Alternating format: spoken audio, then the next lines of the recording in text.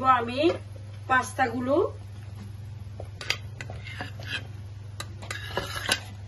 এই পর্যায়ে কিন্তু আমার চুলাটা আমি অফ করে রেখেছি। আমি একে একে সবকিছু দিয়ে নিই, তারপরে দিয়ে দিব আমি এই প্রায় মেজারমেন্ট কাপের 1 কাপ চিজ।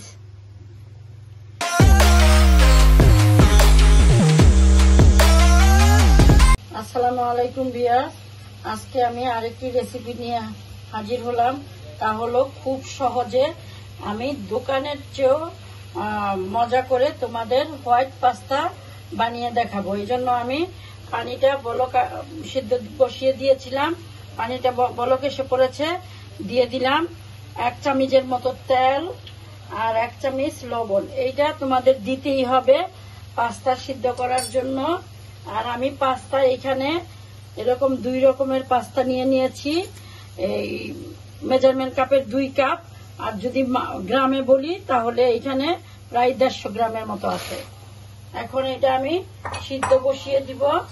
একদম তোমাদের দেখিয়ে দিব, অনেকের পাস্তাটা বেশি সিদ্ধ হয়ে যায়, যাতে পাস্তাটা বেশি সিদ্ধ না হয়, একদম পারফেক্ট সিদ্ধ হয়। এটা আমি তোমাদের দেখিয়ে দিব কিভাবে পারফেক্ট সিদ্ধ হয়। প্রায় আমার এখন ঘড়ি ধরে 7-8 মিনিট চুলায় রাখতে হবে। পাস্তাটা এভাবেও সিদ্ধ হতে একটু দেরি লাগে। আমরা 7-8 মিনিট পরে ফিরে আসব। আমি প্রায় 7 মিনিট পরে ফিরে আসলাম। আমি তোমাদের একটা কেটে দেখিয়ে দেই, ঠিক এরকম থাকবে, বেশি নরম না আবার বেশি শক্ত না। এই যে দেখো, আমরা যখন ভাতটা করি যে ভিতরে সাদা না, তাহলে ভাববে যে হয়ে গিয়েছে, কিন্তু এটা কিন্তু একদম নরম না। এই যে দেখো, আমি চাপ দিলেও গলতেছে না। ঠিক এই পর্যায়ে নামিয়ে নিতে হবে। আর এটা কোনো ঠান্ডা পানি দিয়ে ধুইতে হবে না, ঠিক এইভাবেই রেখে দিব। যেহেতু এটার ভিতরে আমার তেল লবণ দেওয়া আছে, এইভাবেই রেখে দিব। আর এই পানিটাও আমি ফেলবো না এখন, যদি কাজে লাগে লাগাতে হবে, আর নয়তো পরে ফেলে দিব কাজে না লাগলে। এই উঠিয়ে নিব। এই পাস্তাগুলো উঠিয়ে বাকি উপকরণগুলো কিভাবে করতে হয় তা দেখিয়ে দিতেছি। এখন আমি আবারও চুলায় হাঁড়ি বসিয়ে নিয়েছি হোয়াইট পাস্তার জন্য। আমার লাগবে হোয়াইট সস। হোয়াইট সসটা বানাতে যেই উপকরণ লাগে, এইখানে আমি সবাই খেয়াল রাখবে, যারা যারা বানাবে সমান সমান দিতে হবে। যতখানি বাটার, আমি এখানে 3 টেবিল চামচ বাটার দিয়েছি, আর 3 টেবিল চামচেই ময়দা, এইটা খেয়াল রাখতে হবে। 3 টেবিল চামচ বাটার দেওয়ার পরে আমি দিয়ে দিলাম 3 টেবিল চামচ ময়দা। একদম সমান দিবে, যতখানি বাটার দিবে ততখানি ময়দা। এখন আমি আস্তে আস্তে একদম লো আছে এটা ভেজে নিতে হবে, মানে যাতে এই ময়দাটা এই বাটারের ভিতরে ভাজা হয়।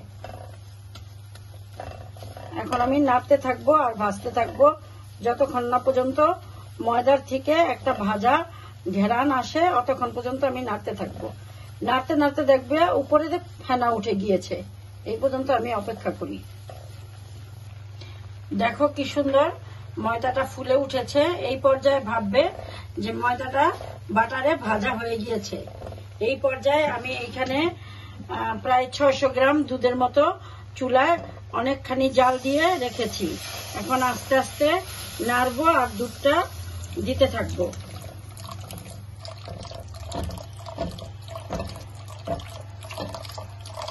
দুধটা আমি একবারে দিব না, আমি অর্ধেকটা দুধ দিয়ে দিয়েছি। এখন আমি একটু নাড়া দিয়ে নিব যাতে ময়দাটা এই দুধের সাথে ভালো মতো মিশে যায়। আগে আমি মিশিয়ে নেই, তারপরে আমি বাকি দুধটা দিয়ে আবারও চুলাটা একটু বাড়িয়ে দিব। দেখেছো কি সুন্দর ক্রিমি ভাব হয়ে গিয়েছে, কোনো লাম্পস নাই। এই জিনিসটাই খেয়াল রাখতে হবে যে কোনো লাম্পস না থাকে। আমি বাকি দুধগুলো দিয়ে দিতেছি।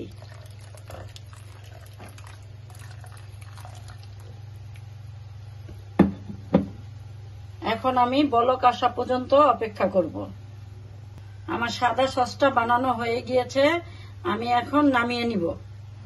আমি আরেকটা কড়াই চুলাতে বসিয়ে দিয়েছি। এইখানে আমি অল্প একটু বাটার, মানে 1 চা চামচের মতো, উঁচা উঁচা 1 চামচের মতো দিয়ে দিলাম। দিয়ে দিব আমি 1 চা চামচের মতো, মানে 4টা রসুনের কোয়া কুচি। দেখলেই তো বুঝতে পারতেছো, 1 চা চামচ, উঁচা উঁচা 1 চা চামচ রসুন কুচি।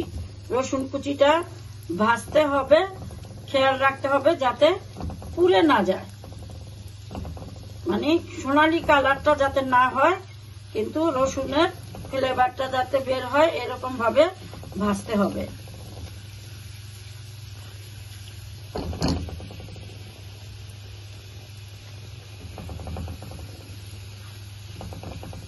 ঠিক এইভাবে যদি তোমরা রান্না করো, দেখো একদম তোমরা চাইনিজে বা বড় বড় হোটেলে গিয়ে চিজি সাদা পাস্তা খেতে যত ভালো লাগবে, আমি গ্যারান্টি দিয়ে বলছি, ঠিক এইভাবে রান্না করে বাসায় খেয়ে দেখো, ঠিক এরকমই মজা লাগবে। একদম সহজ কিন্তু অনেক মজা। এই পর্যায়ে আমি দিয়ে দিব একটুখানি বুকের মাংস মুরগির ছোট ছোট করে কেটে আমি একটু সয়া সস আর গোলমরিচ মেখে রেখেছিলাম। এইটা আমি একটু ভাজা ভাজা করে নিব, অল্প করে নিয়েছি।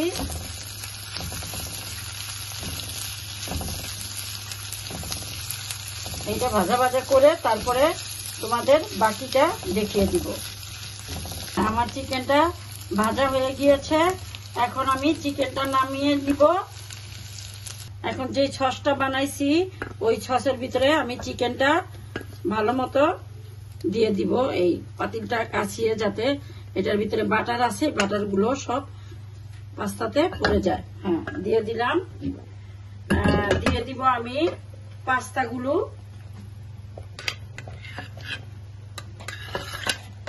এই পর্যায়ে কিন্তু আমার চুলাটা আমি অফ করে রেখেছি।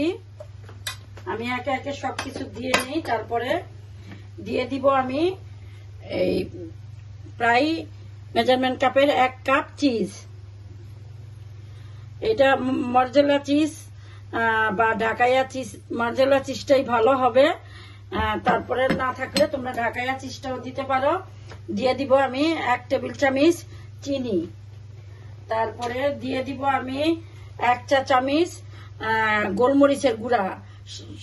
এই সাদা হোয়াইট পাস্তার ক্ষেত্রে সাদা গোলমরিচের গুঁড়াটা দিলেই ভালো হয়। দিয়ে দিব আমি সয়া সস 1 চা চামচ। দিয়ে দিব আমি ফিশ সস 1 চা চামচ। তারপরে দিব আমি একটু অরিগানো, অল্প একটু অরিগানো দিব, অল্প 1 চিমটি অরিগানো দিব। 1 চা চামচের 6 ভাগের 1 ভাগ। হ্যাঁ, দিয়ে দিব আমি 1 চা চামচ। ঝালটা তোমাদের উপরে, যার যার উপরে নির্ভর করে আমি দিয়ে দিব। এই যে দেখো, 1 চামচ পুরানা এতটুক চিলি ফ্লেক্স। যেহেতু আমি গোলমরিচের গুঁড়া দিছি, আমি আর অন্য কিছু দিব না। তারপরে আমি ভালো করে নাড়বো। নাড়া দিয়ে সমস্ত উপকরণ একসাথে মিশিয়ে আমি চুলাটা অন করে দিয়ে আমি 1 থেকে 2 মিনিটের মতো চুলায় ঢাকা দিয়ে রাখবো। একদম মিডিয়াম আঁচে ঢাকা দিয়ে রেখে দিব। তারপরে কেমন হয় তোমাদের দেখিয়ে দিব। এই তো আমার হোয়াইট পাস্তা প্রায় শেষের পথে, শুধু চিজটা আর মশলাটা, পাস্তাটা একত্রে মিলে যাবে, ওই পর্যন্ত অপেক্ষা করতে হবে। আমার হোয়াইট পাস্তাটা হয়ে গিয়েছে, আমি নামিয়ে তোমাদের পরিবেশন করে দেখিয়ে দিতেছি। দেখো আমার চিজি ক্রিমি চিকেন পাস্তাটা হয়ে গিয়েছে। দেখো কিরকম ক্রিমি। ঠিক বাসায় তোমরা এইভাবে হোয়াইট পাস্তাটা বানিয়ে খেয়ে দেখো, মুখে দিলে মিলিয়ে যাবে, আর দোকানের চেয়েও ভালো লাগবে। ভালো লাগলে আমাকে লাইক, কমেন্টস এবং সাবস্ক্রাইব করে আমার পাশে থেকো। আল্লাহ হাফেজ।